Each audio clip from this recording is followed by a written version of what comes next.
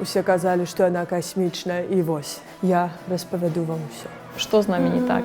А ты продолжаешь спать! Не слухайце Паліну Рэспубліку, бо у вас з вушэй пацячэ кроў. Я никого не боюсь, ногой сейчас как дам. Не бойся, давай, давай. Конечно, я такая хаотичная леди, ну, покалеченная.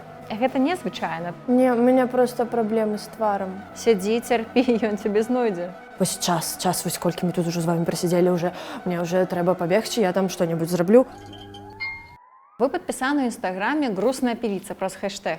Мне цікава, гэта, ну, скажем, вобраз такі, які вы самі сабе придумалі, або, ну, скажем, навязалі вам, вас так бачыць, і вы думаеце, ну, ок, калі вы мяне так успрымаеце, я буду такой сумнай, касмічнай, задуменнай.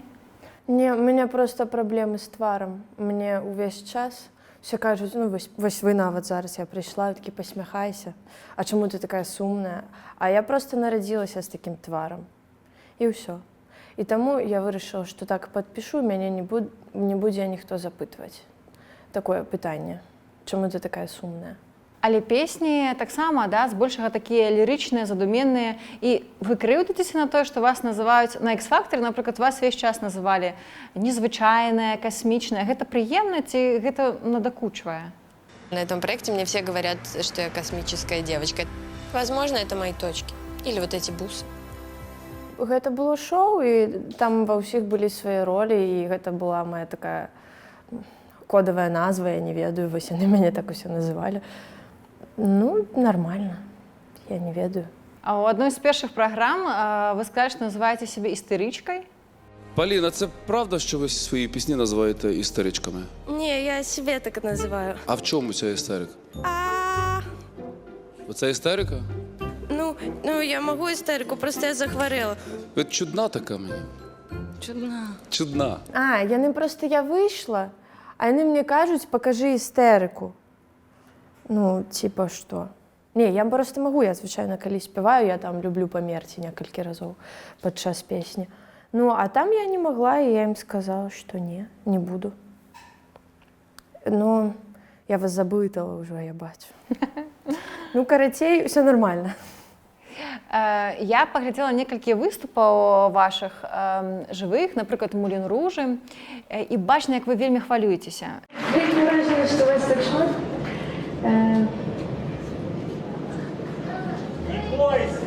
У які момант у вас атрымліваецца сканцэнтравацца, там, сабрацца і расслабіцца? Калі казаць пра X-Factor, то там у мяне не атрымалася. Прычым, пэўна, першы выступ быў больш-менш нармалёвы, калі гэта быў першы кастынг у Кіеву. А вось усе астатнія я нервавалася вельмі моцна, і я не магла нічога з гэтым зрабіць. І я думаю, што гэта толькі практыка такога. Ну, гэта, я думаю, што з-за таго, што гэта конкурс, і ёсць нейкае хваляванне да таго, што там ты пойдзеш у той бок, не ў той бок, дзе там твая ручка, ножка падняў, гэта прямы эфір, ну, ўсё так сур'ёзна. А на канцэрце я хвалююся першыя 3 песні. 4 бывае. Ці калі што-небудзь не атрымліваецца там, или што-небудзь выключылася, хвалююся, а пасля ўжо не хвалююся. Дапамагаюць гледачы, тому што я чула нават з адным выступам, там хтосьці крычыць: не бойся, давай, давай. Не, звычайна, калі крычаць, я так не люблю. Ну, гэта тады агрэсіўныя людзі прыходзяць. Мне вось так, я ўсім распавядаю, што мне крычалі ў Віцебску Паліна Євгенівна, а ў Гомелі крычалі спявай па-румынску. І гэта стрэс жудасны. Па-румынску? Ага, я пасля гэтага хацела скончыць кар'еру. Ось так. А якая асацыяцыя з румынскай? Я не ведаю. Ну, гэта там пасля ўжо стало зразумела, што там у Гомелі просто ёсць такі чалавек, які штовечар бывае ў гэтым клубе, яму ўсё дазволена, і ён фрыкаваты такі. Вось, і ён крычаў. Пасля мяне коктейль даў папіць. Супакоіць. Ага. Но не, гэта стрэс, я не люблю, калі крычаць. Але займацца музыкай, гэта, ну, ад пачатку, гэта было вашай ідэяй, вашым жаданнем, альбо гэта былі такія амбіцыі ў нейкім сэнсе бацькоў, мама, якая займалася музыкай, вось там дачка таксама павінна граць на фортэпіяна. Вижу тебе страшно, мне что, пахнут тобой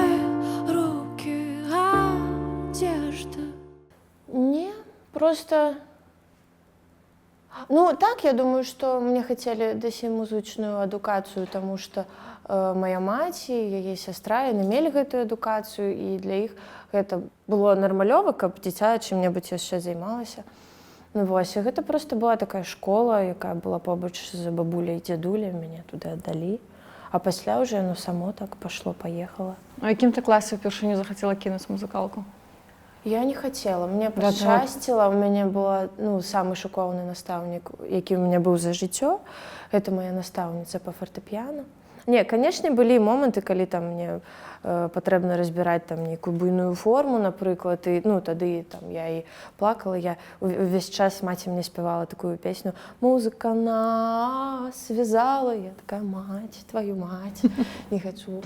Не читай нотации мне, мама, это ни к чему.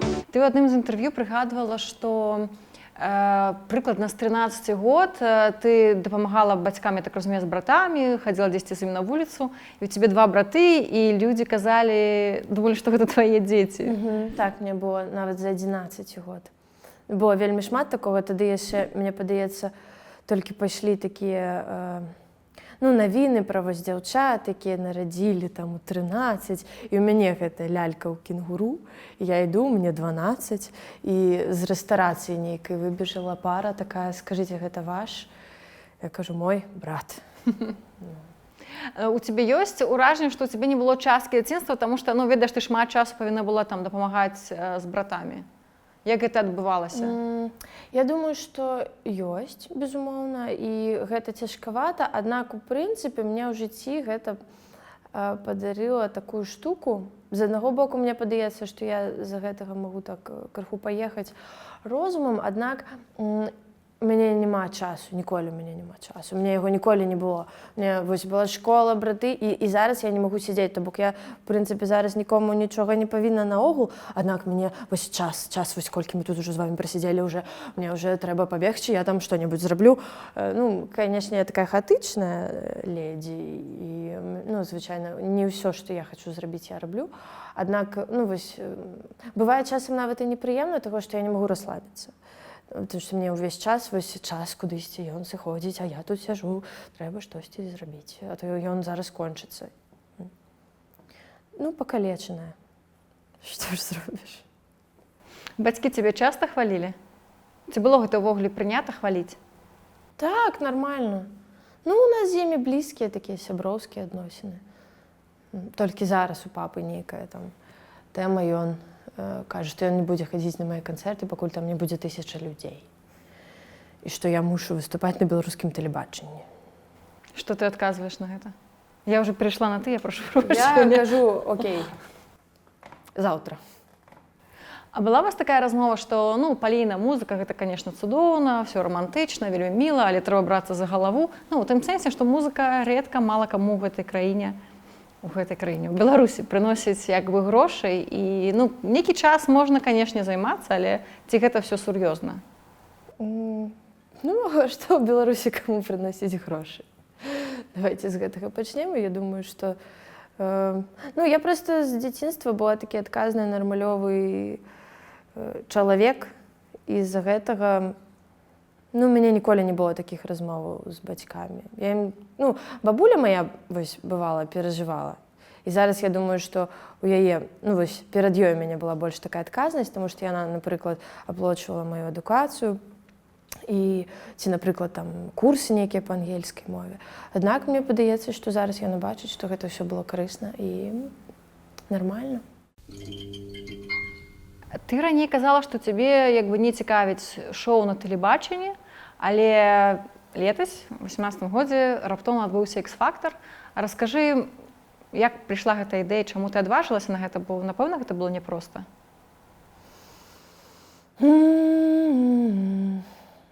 Я не ведаю, калі я там казала, што я не пайду на шоу. Не, у мяне быў такі момант, калі я патрапіла проста на тэлебачанне, і вось выйсці, спяваць пад фанаграму і смяяцца, мне не спадабалася.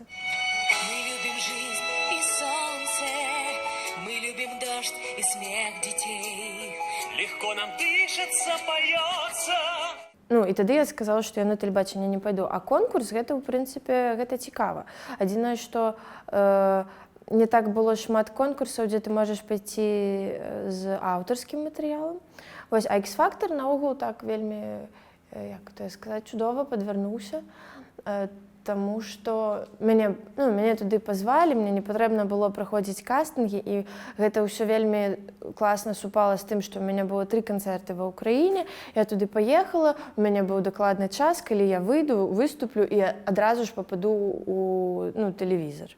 І вось з-за гэтага было зручна, таму што я падавала заяўку на «Голас Украіны», аднак там яны напісалі, што кастынгі, вось у якім горадзе вам зручней, яны будуць у Кіеве з 15 па 20, прыязджайце, станавіцеся ў чаргу, а ў мяне столькі часу няма, і гэта ж трэба столькі грошай пакінуць 5 дзён сядзець, і невядома навошта. Пакінуць грошы на што? На кватэру, паесці, і мне вось такое незразумелае мне не падабалася, а тут вось так класненька сложылася, і добра. А раскажы, якая кухня увогуле шоу, да? Таму што ёсць тое, што бачаць гледачы, наколькі гэта карцінка адпавядае рэальнасці. Оператори найкращі, всіх цілую, я виглядаю така гарна, я в житті зовсім не така гарна. Дуже вам дякую за це. А звук найкращий, тому що я звучу як богиня, а в житті розмовляю як качка. Што тычыцца менавіта пачатковых кастынгаў, я была вельмі моцна ўражаная, што тое, што адбываецца там, гэта тое самае, што паказваюць па тэлеку. Таму што мне падавалася, што ўсе гэтыя людзі акцёры, што такіх фрыкаў не можа быць, што не можа быць такога хвалявання, аднак калі ты знаходзішся там, там самрэч менавіта тая атмасфера, якую ты пасля бачыш у кадры. І, напрыклад, чаму у гэтым годзе X-Factor і перш-наперш нават брытанскі X-Factor, яны ўсё роўна моцна змяняюць фармат, і калі ў мінулым годзе было 12, там все пачыналася з 12 прамых эфіраў, то бок гэта колькі там 2-3 месяцы, вось, гэта шоу менавіта там у касцюмах падрыхтаванае, то зараз 10 эфіраў было з кастынгамі, а ўсё астатняе гэта былі ўжо там прамыя эфіры і усе гэтыя рэчы з атрыбутыкай шоу. І там вельмі шмат такіх крутых, жывых чалавечых эмоцыяў. Што я там сидзела, я да свайго выступа я ревела, пэўна, разоў 5. Таму што мне было ўсіх так шкада, усе былі такія мілыя, хорошыя, вельмі каранальныя. А якая там атмасфера, у сэнсе, ці ёсць там сяброўства, або там, ведаш, нельга давяряць, там все канкуренты, трэба там, я не ведаю, 300 разоў падумаць, перш чым штосьці сказаць, каб гэта... Напрыклад, наўрад ці гэта можна параўнаць з «Фабрыка зорак», але артысты, якія прыйшлі «Фабрыку зорак», кажуць, іх гэта вельмі моцна траўмавала. Многія нават праходзілі псіхатэрапію, таму што, ты жывеш па нейкім сцэнарыі. Реалити-шоу, я жертва реалити-шоу. Сколько нас таких суициднулось там и что-то еще. Там много же таких историй вообще было, что жертва реалити-шоу, они же об этом столько фильмов сняты. А наколькі на X-Factor ты живеш так, як хочеш, альбо ты живеш так все одно, як табе кажуць, ты павінен прытрымлівацца нейкіх правілаў? Безумоўна, там на псіхіку гэта моцна ўздзейнічае, таму што, калі ўжо казаць пра той перыяд, калі менавіта былі эфіры, наогул мне было цяжка, таму што калі большая частка людзей, яны яшчэ былі з Украіны, з Кіева, і да іх там мелі магчымасць прыязджаць сваякі хаця б на тыя ж самыя эфіры, то мне з гэтым было складана. І калі там за 20 дзён, пэўна, вось 3 тыдні я там была, і мы там толькі 2 разы з'ездзілі ў краму і такія хадзілі, вось мяне, курыца мяне вельмі моцна ўражвала, філе. Калі я пабачыла, што прадаецца, я падумала, гэта ж можна прыйсці ў краму, набыць філе і прынесці яго дадому і смажыць там. І ёсць людзі, у якіх ёсць там спецыі. Пачынаецца такая нейкая гульня. Таму гэта было цяжка. І ў нас самрэч быў там пэўны сцэнар. Аднак, нават калі мы толькі прыехалі, я думала, што у нас там было некалькі дзён, калі разводзіўся гэты выступ, калі ты там праганяў сваю там песню, і на пачатку нам сказалі, што там будуць людзі, там аператары, яны вам будуць казаць, што рабіць. У маім выпадку у мяне не было, у прынцыпе, ніводнага выступа, калі мне казалі, што рабіць, і мне казалі, будзь у сваёй арганіцы. і працуюць тое, як ты адчуваеш. Таму, у прынцыпе, у тым, каб там ламалі цябе неяк. Ну, канешне, у іх ёсць такое, ну, а што? Якія там у цябе праблемы? Ну, што? А што ты вось пра гэта не кажаш? А, пэўна, та выключыце камеру, знімай. І ты так думаеш? І што? І ага. А яны што? Ну, альбо яны правакавалі, там, напрыклад, ну, мы мусілі напісаць адзін пра аднаго нейкія рэчы, і пасля ты ананімна гэта зачытваеш. Вось, і там былі людзі, якія пісалі непрыемныя рэчы. Ну, і яны, ну, ім патрэбныя былі розныя эмоцыі. Аднак гэта, ну, калі ты разумееш, што гэта, то гэта так весела. Наколькі гэта камерцыялізавана ўсё? Ёсць людзі, якія кажуць, што ну, немагчыма без грошай туды патрапіць, немагчыма без грошай прайсці пэўныя этапы і немагчыма, адпаведна, без грошай прайсці ў фінал. А Украіна вядома не толькі сваімі талентамі, але і карупцыяй. Наколькі вось грошы вырашаюць? Я вам скажу, што тычыцца ўсіх удзельнікаў, што там былі, гэта не грошы, дакладна. Магчыма, гэта, ну, я дакладна не ведаю, але ў мяне было такое ўражанне, што яны ўсё роўна, калі робяць сезон, яны разумеюць, хто ім патрэбны.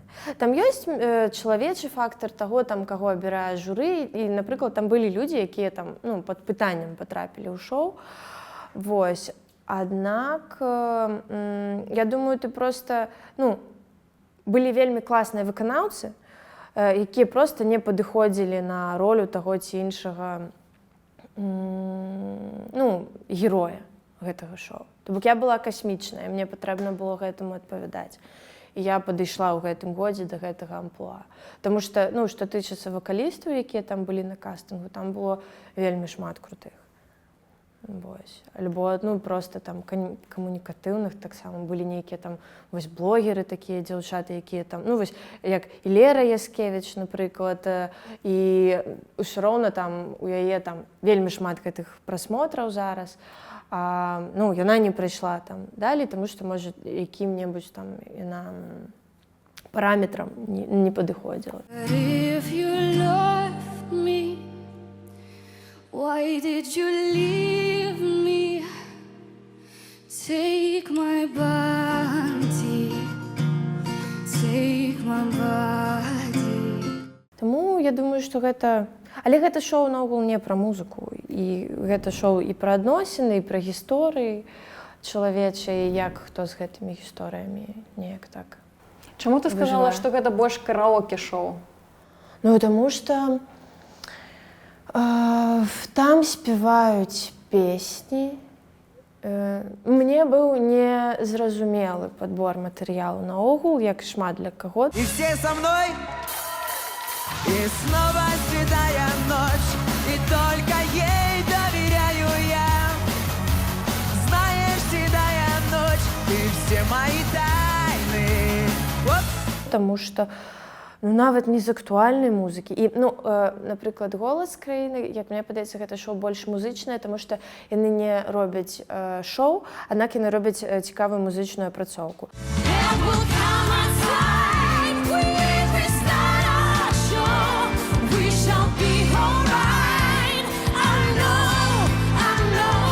Тут яны проста рабілі, у прынцыпе, такую ж самую аранжыроўку, як у арыгінал, там плюс-мінус вырашалі з танальнасцю. І галоўнае гэта было зрабіць нумар, які быў прыгожы па святлу, там... Карцінка. Ну, карцінка. І гэта, самрэч, там працуе. Бо там былі такія рэчы, якія і ў зале, і на экране яны выглядалі вельмі... Ну, гэта вельмі ўражвала. Вось. Аднак то, што ты паёш, як, навошта, ну... І калі там у мяне проста... Там былі песні, ну, трэба было запісваць дэма, і ты запісваеш такія трэкі, якія, ў прынцыпе, там, у 2005 годзе выйшлі і былі папулярныя. І ты такой, ну, блін, што, нічога няма ва ўкраіне, акрамя... Ну, складана сказаць. У цябе былі песні «Зефіры», песні «Ёлкі», з якімі цябе часта параўноўваюць, але і настаўнікі, і гледачы, ну, я маю на ўвазе там каментары, былі пра тое, што, ну, не атрымліваецца ў цябе штосьці чужое, Хаця чужое на першым этапе можа быць прасцей, чым сваё. Як ты сама тлумачыш, чаму не ўдаецца ўжывацца вось там? Около тебя мир зеленее, около тебя солнце теплее, около тебя я понимаю, что счастье есть, когда ты здесь. Мне складана рабіць копію, я не буду рабіць копію. І ў прынцыпе, вось там вельмі цікавая жанчына працавала на праекце, гэта вакаліст-псіхолог. Яна з намі рыхтавала песню і праходзіла па нейкім такім момантам, што вельмі, ў прынцыпе, такія цікавыя кропкі расставіла мне і ў маёй творчасці. І яна казала, што ўсё роўна людзі, яны вельмі, гэта ты адчуваеш, там яны вельмі зразумела падзяляюцца на дзве суполкі. Вакалісты і такія працаўнікі, якія будуць спяваць вельмі класна і ўсё, што заўгодна. І аўтары, якія, то бок, і знайсці... Я не круты вакаліст наогул. Аднак я магу ўсё зрабіць у сваёй стылістыцы. Проста там, улічваючы тое, што было... Вось, калі быў трэнлагер, мяне яшчэ хапіла там нейкай эмоцыі, я перарабіла аранжыроўку, я зрабіла гэта так, як я бачу, і спявала гэта так, як я гэта адчуваю. А там атрымлівалася вельмі складана, таму што ты ўсё роўна не ты. І ты мусіш, апранаешся неяк так, там абвешана нейкімі гэтымі валасамі, і там, такое.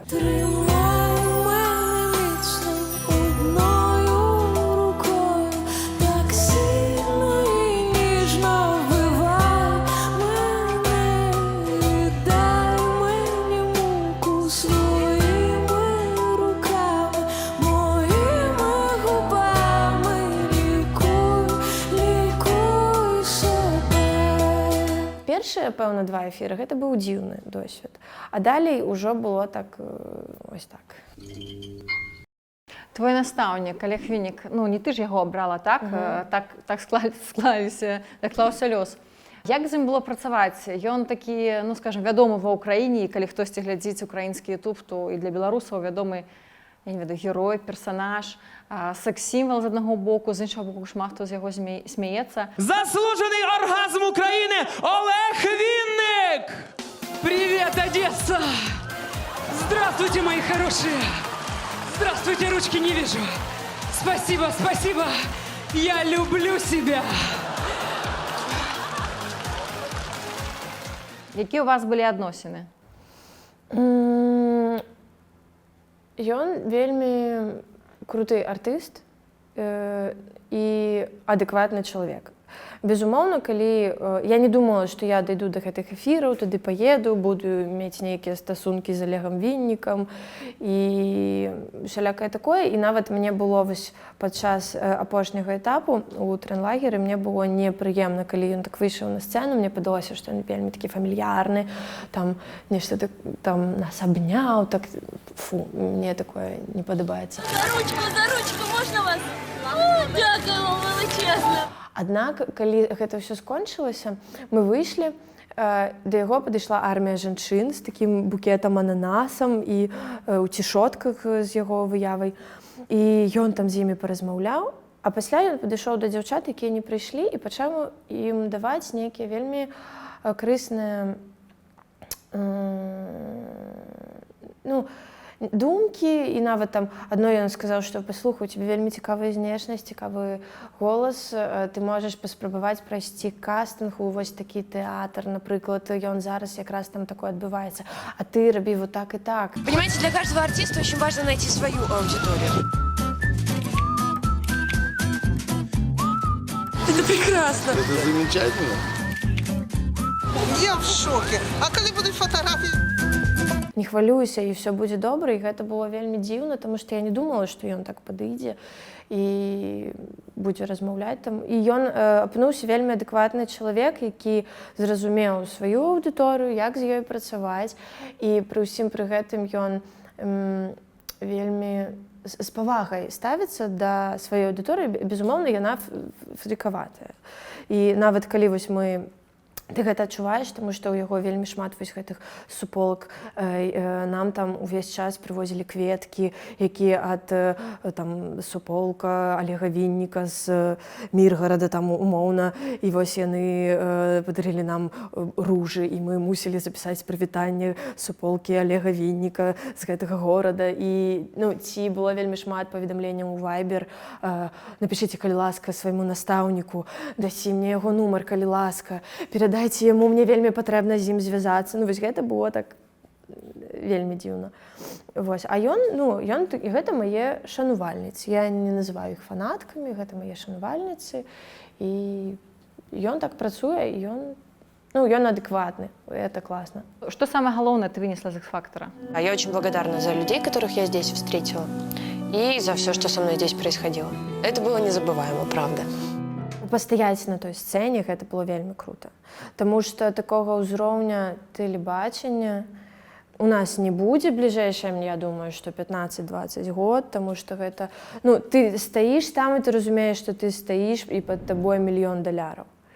І гэта вельмі крута. Як гэта ўсё працуе, і гэта вельмі круты досвед адчування сабе ў гэтай сістэме, і ты зусім па-іншаму глядзіш на нейкія рэчы. Для мяне там, калі там, ну, я не думаю, што я паеду яшчэ на нейкае шоу такога кшталту, таму што гэта ўсё цяжкавата, безумоўна. Аднак там, ну, калі спрабаваць там ехаць на Еўрабачанне, там ці тое украінскае, ці то беларускае, па-першае, там ужо ёсць нейкія знаёмствы, калі, ну, вось я ведаю, што Наві Бэнд усё роўна, калі ехалі на Еўрабачанне, яны звярталіся да кагосьці ў Кіеве, каб ім дапамагалі там ставіць нумар ці штосьці такое. А калі ты там ужо ведаеш людзей, прынамсі, ну, якім ты можаш хаця б заплаціць, аднак якія зробяць, таму што тут я такіх людзей не ведаю, дзе шукаць.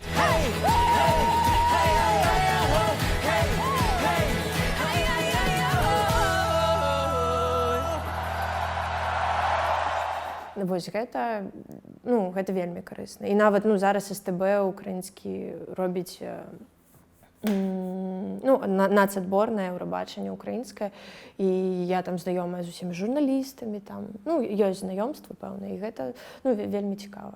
Аднак я думаю пайсці на бітву экстрасэнсаў наступны, а пасля ўжо Еўрабачання. Там ёсць... На расійскай ці украінскай? Не, на украінскім. На украінскай бітве экстрасэнсаў выйграў чалавек, які не прайшоў на X-фактор, таму што калі ён сышоў з X-фактора, у яго быў там радыё нейкі, ну, типа бумбокс, і з гэтага бумбокса пачалі з ім размаўляць нейкія галасы. І мяне таксама такое. Да, з твоим вобразом гэта будзе... Так, я ей кажу. Усе казалі, што яна касмічная, і вось, я распавяду вам усё. Чаму ты думаеш, што ў Беларусі такога ўзроўню тэлебачання, ты сказала, не з'явіцца там 10-15 год? Што з намі не так? З намі не так тое, што у іх тэлебачання гэта моцныя палітычныя інструменты. І таму мае сэнс у іх укладаць грошы. І грошы ўкладаюцца, і ім цікавыя рэйтынгі, як гэта ўсё працуе.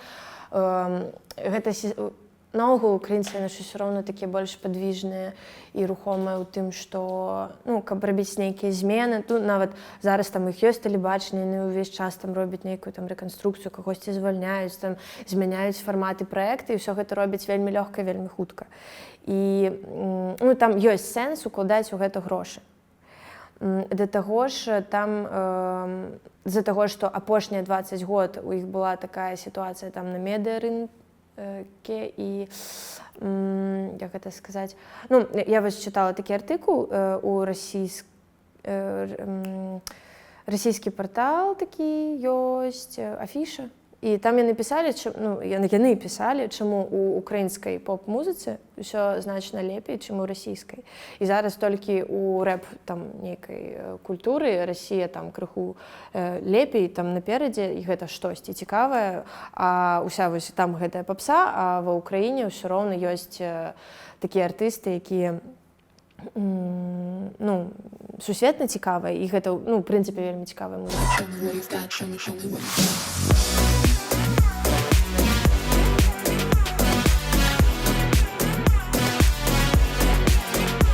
І яны гэта тлумачылі тым, што ва ўкраіне не было прадюсерскіх цэнтраў, якія б трымалі эфір, якія б усё трымалі, і было вельмі шмат самабытных артыстаў, якія рабілі тое, што яны хацелі рабіць.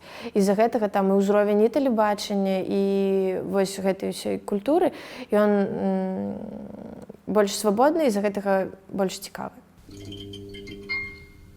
Фактычна на 3 гады, да, каля 3 год ты сыходзіла са сцэны, калі так можна сказаць, была такая паўза. І гэта было звязана... З тым, што я больш не хацела спяваць. Чаму? Ну, я не ведала, навошта. Я падумала тады, што мне проста гэта ўсё стало больш не цікава. Не то, каб не цікава, проста яна перастала быць жывым. І з-за гэтага я, так... Конечно, мне было сумнавата. І я не бачыла выйсці. Мне падалося, што гэта ўсё быў такі фан падчас таго, як я вучылася ва ўніверы, а зараз дарослае жыццё. І ўсё такое. А што цябе вярнула назад? Засумавала? Не, курсы па аблетону. Я пайшла і гэта мяне падвяло да музыкі з іншага боку. Я пачала займацца, я пачала прымаць свае памылкі.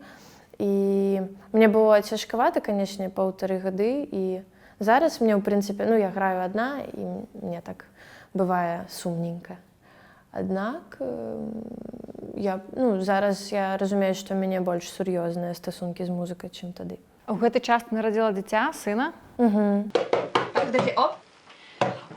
як хочацца летава, уласную казку, валасы мае чорныя, заплетай блакітны краски, поле, подушка поле, сарапаны з бабулы, дзеды ў хаце ці звонку, адгукніцеся цудоўны.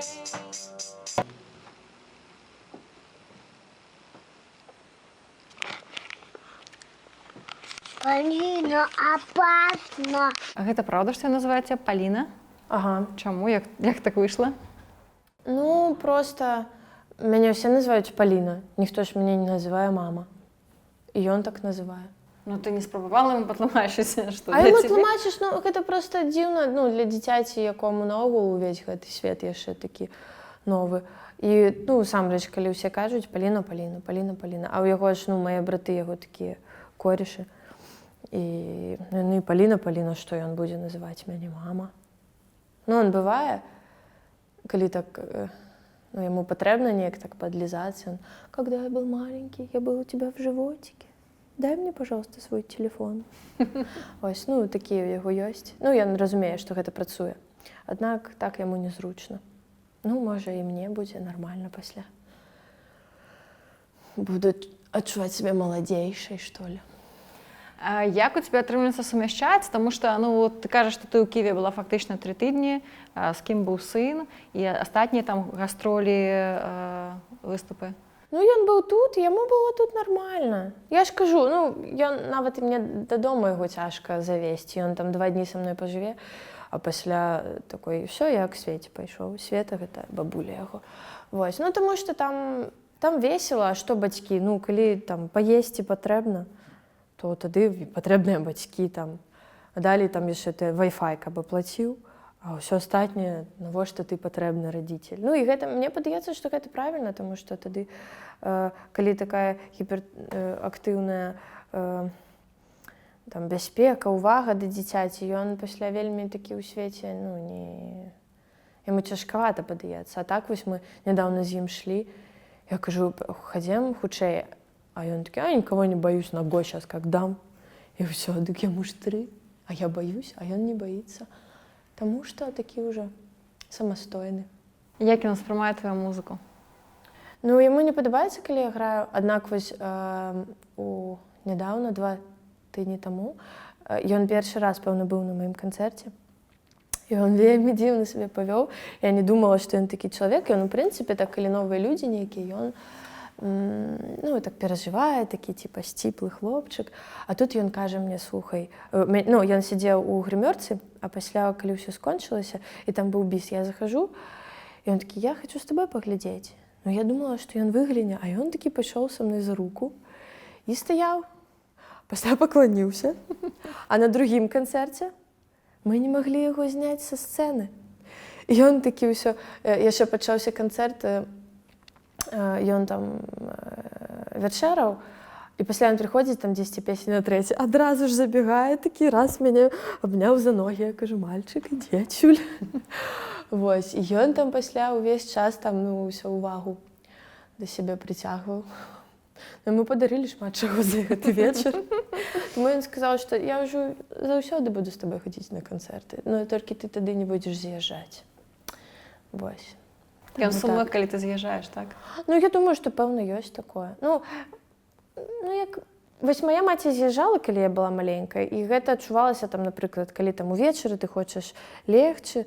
Ну, таму што мне вось падавалася, што там мяне не было 3 тыдні, ну што, ён парадаваўся зранку, што я прыехала, а пасля не, у яго ўжо сваё жыццё. Вось гэта. І вельмі важна зразумець у правільны момант таго, што ён самастойны чалавек. Ну, мне, напрыклад, на пачатку аддасі яго ў дзіцячы садок. Я сыходзіла з гэтага садка шторанак і заходзіла за угол і плакала.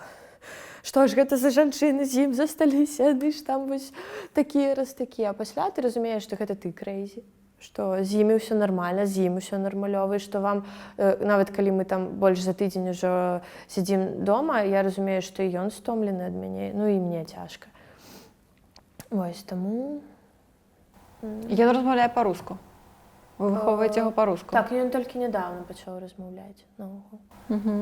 Таму так. Але ён зараз па-ангельску штосьці там спрабуе. Ну, у гэтыя прыкладанні розныя пампуе. Не, нават не YouTube. І дзеці ж як зараз робяць, яны глядзяць на YouTube агляды, а пасля адразу ссылачка на Apple Store, і там ён пампуе ўсе гэта. І ён нядаўна мне паказаў, што спампаваў курс па ангельскай мове. Я кажу, ну, ён толькі месяц бескаштоўны, таму ты можаш за месяц вывучыць, а пасля прабач. Гэта праўда, што ты пачала размаўляць па-беларуску пасля канцэрта НРМ? Можаш прыгадаць, як гэта было, як гэта ўспрынялі твае блізкія? Я не ведаю, як гэта ўспрынялі мае блізкія. Але ж ты з рускамоўнай сям'і, так? Так, я з рускамоўнай сям'і. У мяне была падружка. Яе маці працавала ў беларускай газеце. І гэтая падружка, яна мяне зацягнула ў таварыства беларускай мовы. Тады яна знаходзілася, падаецца мне, насупраць ін'язу. Я тады схадзіла, нічога мы не зразумелі, напісалі там тады нейкі тэст. Але мы былі такія 6 клас, мне падаецца, штосьці такое, ну, типа 12-13 год. А пасля мы... Я нават не ведаю, дзе мы пачулі, ну, канешне, якую песню НРМ усе ведаюць.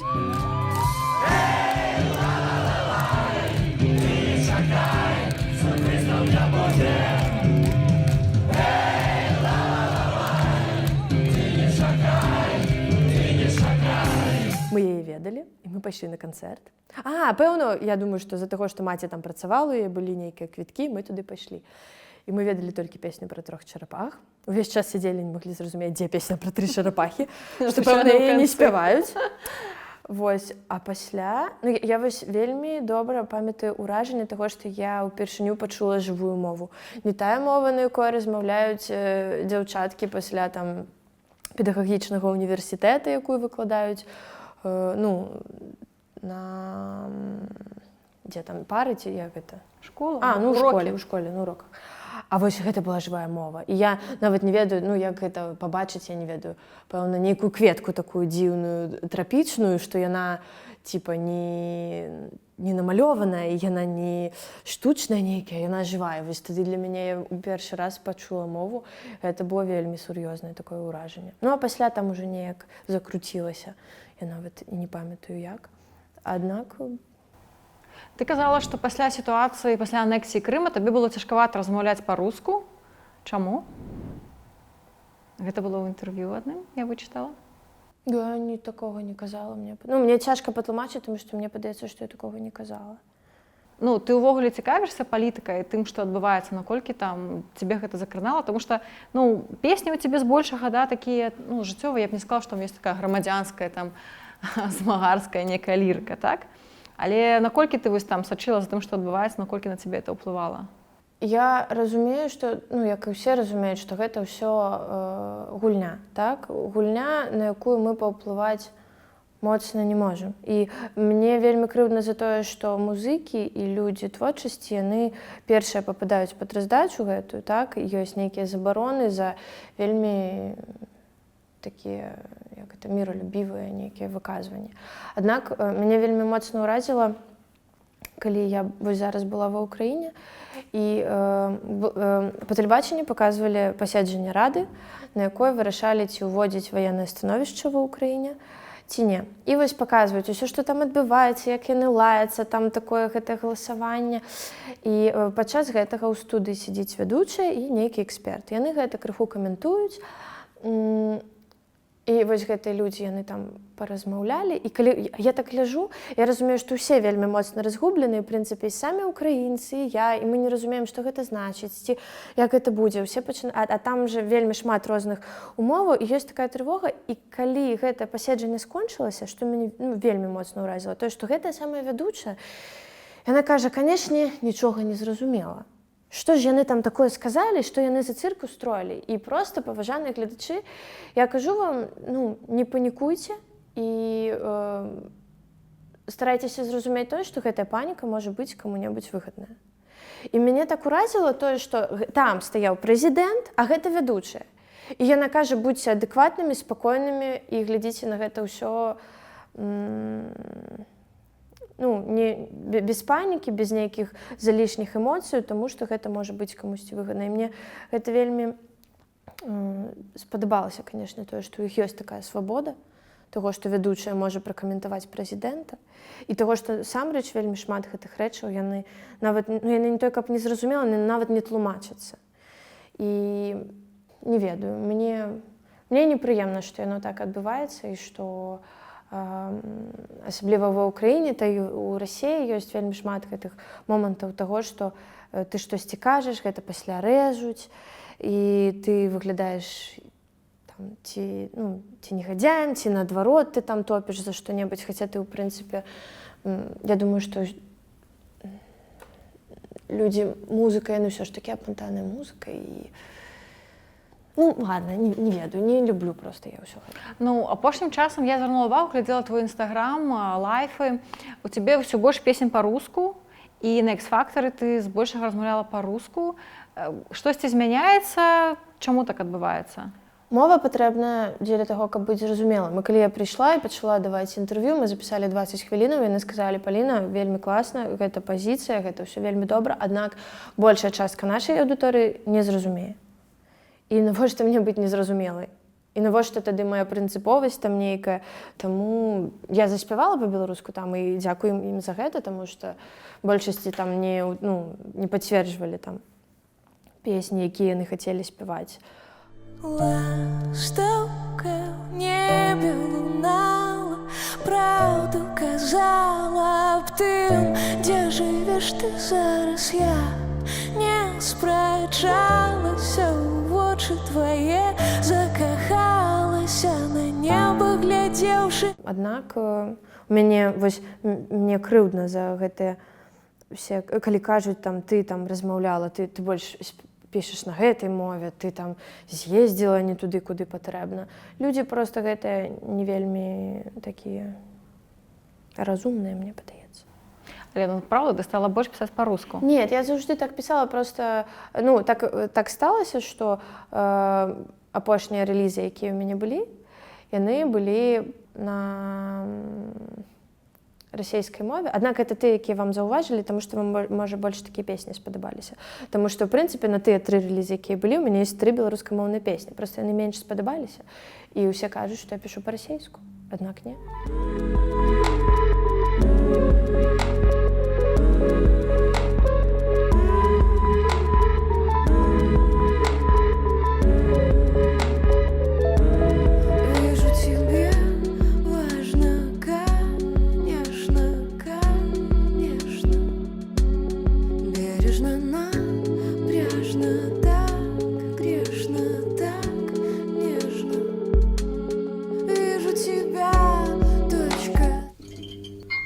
Я вычытала, што ты ў дзяцінстве займалася футболам. Гэта даволі незвычайна. Жаночы футбол пакуль яшчэ не надта развіты ў Беларусі. Як гэта ўвогуле адбылося, на якой пазіцыі ты грала?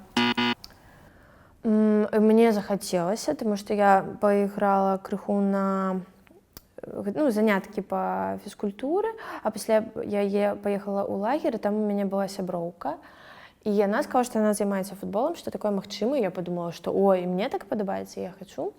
І я паехала займацца і займалася 2,5 гады. Мне толькі было вельмі цяжка праходзіць медкамісію, таму што гэта у нас увесь жаночы футбол, які ёсць, гэта прафесійны спорт. І ты мусіш праходзіць гэтую камісію, а я не праходжу. Таму што у мяне праблемы са зрокам і са спіной. Я вось паўвартаўнік з левага боку. Паўабаронца. Да, паўабаронца. Я просто... Калі играла в футбол, яшчэ не размаўляла па-беларуску. Хто твой любімы футболіст? Ты зараз сочыш за футболом? Не. Як так? Ну, як, мне цікава, мяне браты зараз вельмі так сур'ёзна займаюцца, аднак я вельмі эмацыйны чалавек, вельмі азартны чалавек, я не магу глядзець, мяне крышу рве. То есть, таму асабліва вось на матчы да братоў сваіх я не езджу, таму што мне патрэбна закінуцца там валер'янкай, я пачынаю там лаяцца з усімі, магу ў драку, пэўна, улезці, таму што мне гэта цяжка. Я неўраўнавешаная. Ну, аднак я ведаю там назвы нейкіх футбалістаў, аднак я не буду выпендрывацца, што я там штосьці гляджу. Аднак мы з братам маім нядаўна ішлі побач з гасцініцай «Ренесанс», і ён кажа: «Адчуваеш, які пах?» Я думаю, што за пах? Это священный запах Наймара.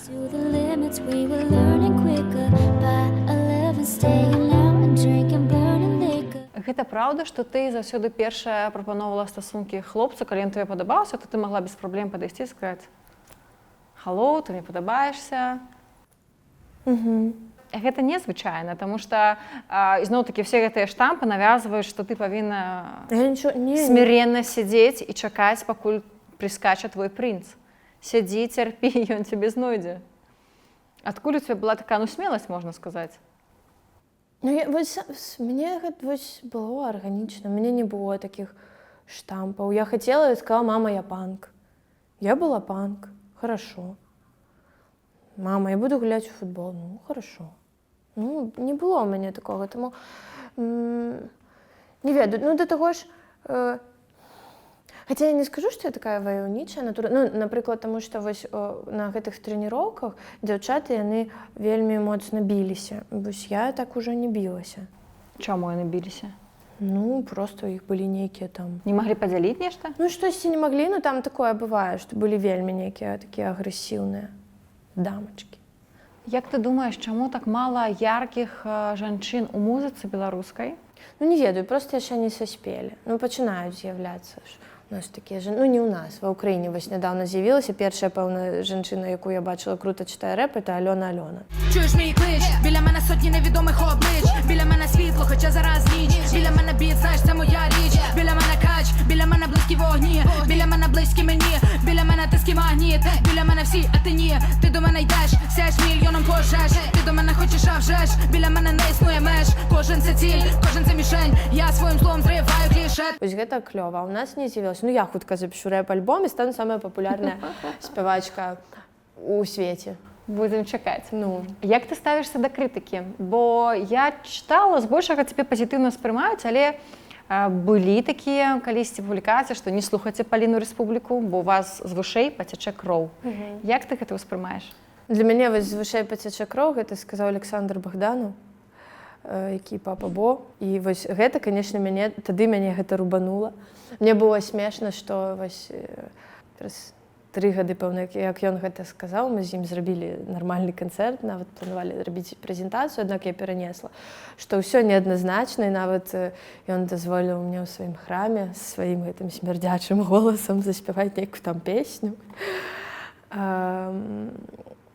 Ну, да крытыкі, яна бывае розная, бывае, ну, калі ты сам рэч не апрацаваў гэту інфармацыю, бывае адразу там крыўдна, да таго ж я разумею, што я, ну, вельмі не прафесіянал. І я вельмі шмат лажаю. І дазваляю сабе рабіць шмат такіх рэчаў, якія рабіць не камільфо, але мне проста, ну, я не бачу іншага шляха, каб мне вырасці як артысту. Таму я раблю шмат розных не вельмі класных рэчаў. Да таго ж, ну, там, типа, раблю адна, і, можа, гэта ну, яшчэ якасць яна больш горшая становіцца. Ты была панкам? Канешне. У чым гэта выяўлялася? У музыцы, якую я слухала. Напрыклад? Ой, ну, канешне, ну, гэта не панк, музыка, мой любімы гурт быў Люмен. Ну, там такія ўсе тэксты дагэтуль, я калі сёлета была на іх канцэрце, я там уся. А ты продолжаешь спать, кто-то решает за тебя, как тебе жить и умирать. Пока ты спал, а ты продолжаешь спать, кто-то решает за тебя, как тебе жить и умирать. И, конечно, у меня была челка, я ее носила так. Толькі чолку? Ирокез, ну так. А остальные у меня были длинные. Ну, И зеленые волосы у меня А были. ланцуг? Не было. Я не ведала, где продается. Так бы был. Ну, зараз потрошки це вертається, да? Зараз я бачу все більше де в берцах. Ну так. Ой, ну зараз шмат що вертається і вже і сиходить знову, я вже не поспіваю. Punks, not dead.